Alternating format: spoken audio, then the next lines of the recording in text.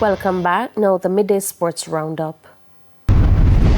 It's now a wait and see what will be the outcome following the abandonment of the last 7 races on the 9-race card Heroes Day race meet at Caymanas Park on Monday. The races were abandoned due to protest action by punters, with police having to escort at least one steward home following a decision to disqualify the winner of the second event.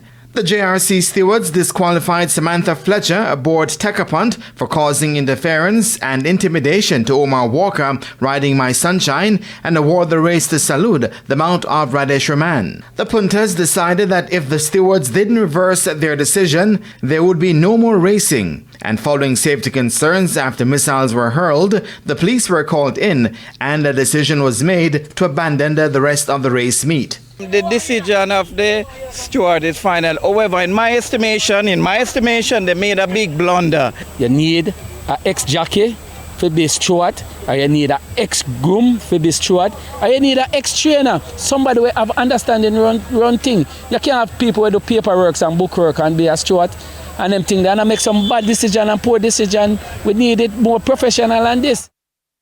Waterhouse are now second in the Jamaica Premier League after a 1-0 win over Harbourview in the late match of a doubleheader at the Waterhouse Mini Stadium on Monday night. Atafroy Bygrave continued his good form for the Drewsden-based team, netting 7 minutes into the second half for the crucial 3 points.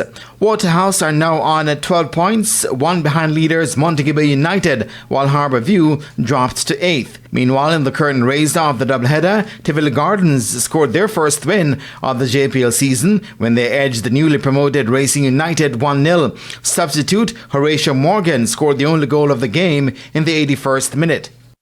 West Indies assistant coach James Franklin has admitted that the bowling has not been up to standard in the last few games against Sri Lanka. After losing the T20 International Series 2-1, the West Indies went down by 5 wickets via the Duckworth-Lewis third method in the first one-day international on Sunday. While the Windies batters have also struggled against spin, the Caribbean bowlers have been far from impressive. And look, yeah, we're 1-0 down in this 3-game series. We've got a couple of days now to reflect and work on where our improvements lie going into this next game here in Kandy. We know what surface we're going to get is going to be a very similar surface again.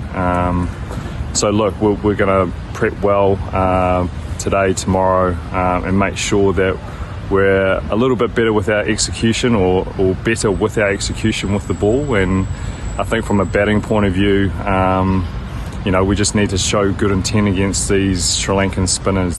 The West Indies will take on Sri Lanka in the second ODI on Wednesday. And that is it for your Midday Sports Roundup, and I am Jermaine Brown. Thank you, Jermaine, and that's the Midday News. I'm Shamela Pullen. Join us at 7 for Primetime News. On behalf of the News, Sports and Production teams, good afternoon.